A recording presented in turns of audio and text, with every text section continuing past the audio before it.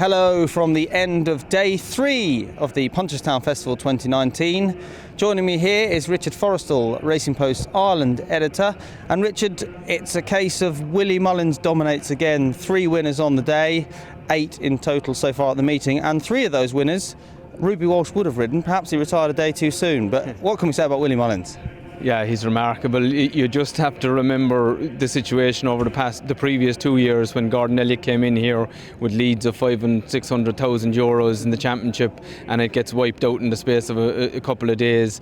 You know, Willie's off on a roll again. He had a record 18 winners here last year. I suspect that's probably out of reach. He'd need 5 a day for the next 2 days to get there, which is probably unlikely. But he just farms the place and has done for 10 years at this stage.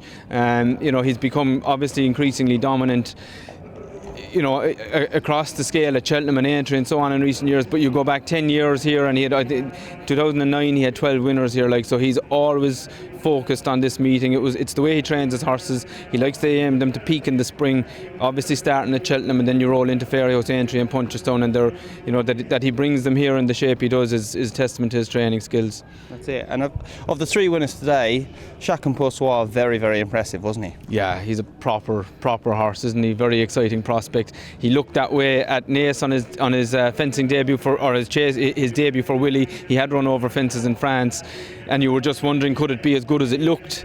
And when you see him do what he did today to a JLT winner and an Arkle winner, he's obviously extremely good. And the way Defi Dusail, who's a tough horse in his own right, he came to him after the last, and Chacun Pour Soi pulled away again. Very impressive performance. He's a serious contender for a champion chase next year. Yeah, serious horse by the look of things.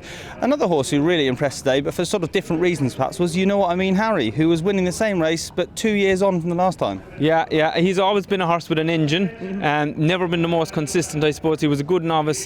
He struggled to to get a consistent run of form together. He hadn't run his race at Aintree. He skipped Cheltenham altogether. I think he ran Cheltenham in January. 11 years old.